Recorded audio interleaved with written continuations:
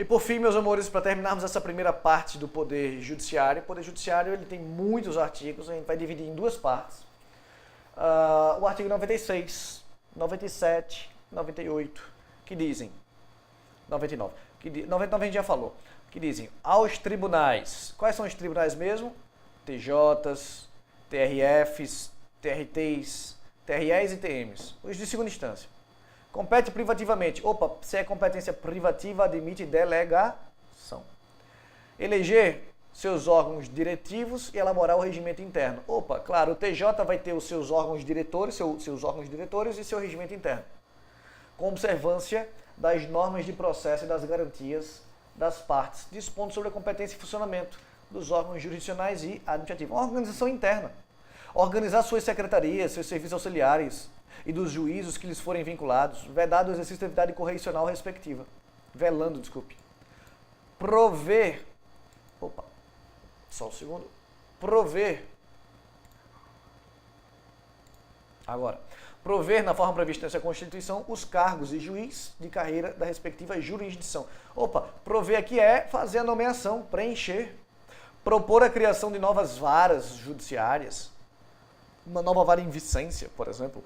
Prover, por concurso público e provas, ou provas e títulos, obedecido o artigo que a gente ainda vai ver, os cargos necessários à administração. Opa, se aqui ele está falando de provas ou provas e títulos, ele está falando aqui de cargos da administração, de servidores públicos, exceto os de confiança, né? Cargo de confiança é de livre nomeação e livre exoneração. Conceder licença, férias e outros afastamentos aos seus membros e aos juízes e servidores que lhe forem imediatamente vinculados.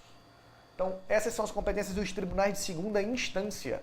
Mas os tribunais superiores, Nelson, tá aqui. Ao Supremo e aos tribunais superiores. E aos tribunais de justiça também, porque o Tribunal de Justiça é órgão local, né, estadual. Propor ao Poder Legislativo respectivo, obedecido o disposto no 169, a alteração do número de membros dos tribunais inferiores. Então é possível alterar o número de membros de um TRF, por exemplo? Sim, mas o STJ é quem vai propor, só propor. Criação e extinção de cargos, fixação de vencimentos de seus membros, dos juízes, inclusive tribunais inferiores, onde houver serviços auxiliares, e dos juízos que lhes forem vinculados. O que mais? A criação... Na verdade está repetido aqui, né? B e B foi repetido. Criação e extinção dos tribunais inferiores. Claro, ele pode criar e prover, ele pode extinguir, propor a extinção. Alteração e organização da divisão judiciária. Divisões. Tudo isso é para quem? Supremo e tribunais superiores. E aqui, especificamente, aos tribunais de justiça, compete aos TJs julgar os juízes estaduais e do Distrito Federal e Territórios. Claro, né? Ó, juiz estadual, Tribunal de Justiça Estadual. Bem como os membros do Ministério Público nos crimes comuns e de responsabilidade, ressalvada a competência eleitoral. Então, salvo casos de crimes eleitorais, o TJ do Estado vai processar e julgar os juízes estaduais, primeira instância, vai processar e julgar também os membros do Ministério Público estaduais, primeira instância. Certo? Ressalvada, repito, a competência da Justiça Eleitoral. Se matéria for eleitoral, então vai para a Justiça Eleitoral. O 97 diz assim, senhoras e senhores, somente pelo voto da maioria de seus membros e dos membros do respectivo órgão especial, poderão os tribunais declarar a inconstitucionalidade de lei ou ato normativo. Opa. Olha, o controle de constitucionalidade e a declaração de inconstitucionalidade não pode ser feito por uma turma ou um desembargador ou um ministro qualquer.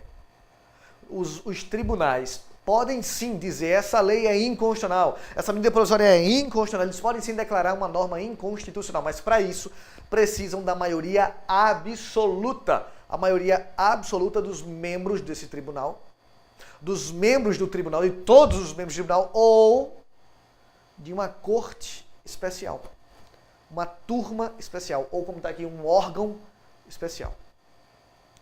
O órgão especial é uma turma, é uma corte, que pode fazer tudo que o pleno pode. Imagine um tribunal com 50 desembargadores, por exemplo. Eles podem declarar uma norma inconstitucional? Podem, por maioria absoluta, ou seja, mais da metade do todo, mais da metade dos 50, né, do todo, ou mais da metade do órgão especial, da Corte Especial. Imagine que essa Corte Especial tenha 15 membros. 15 membros seria mais da metade de 50, o todo, ou mais da metade dos 15, a Corte Especial. A Corte Especial ela foi imaginada para tribunais muito grandes, como por exemplo de São Paulo. Sabe quantos desembargadores tem o Tribunal de Justiça de São Paulo? Chuta aí. O de Pernambuco tem 52. Chuta aí o STJ tem 33. Chuta São Paulo. 600 desembargadores. 600. São Paulo, curiosidade, tá? São Paulo tem o maior tribunal do planeta. O maior tribunal do planeta está em São Paulo. 600. Agora me diz, imagina São Paulo querendo declarar uma lei estadual inconstitucional. Certo? Tem que ser a maioria absoluta dos 600. Caraca, juntar esses 600 é difícil. Nem toda festa tem 600 participantes. Imagina. Aí, ao invés de juntar 600 para votar por alcançar no mínimo 301 votos, o que é que eles fazem? Eles montaram um órgão especial. O órgão especial de lá tem 25 desembargadores. 25 desembargadores. Então, mais fácil do que 600. Junta esses 25 no órgão especial. Maioria absoluta dos 600 ou maioria absoluta de 25. Certo? Mas o que fica aqui é, só pode declarar o tribunal, seja qual for o tribunal, só pode declarar uma norma inconstitucional por maioria absoluta. Seja a maioria absoluta do órgão especial, seja a maioria absoluta do pleno, do todo. O artigo 93, de novo, inciso 11, diz que os órgãos especiais terão, no mínimo, 11, no máximo, 25 desembargadores. No mínimo 11, vamos mostrar aqui. No máximo, 25. Onde é que estou? Ah, já estou aqui, ó. Aqui, ó. Os tribunais, deixa eu sair da sua frente. Os tribunais com número superior a 25 julgadores. Veja, o Supremo só tem 11.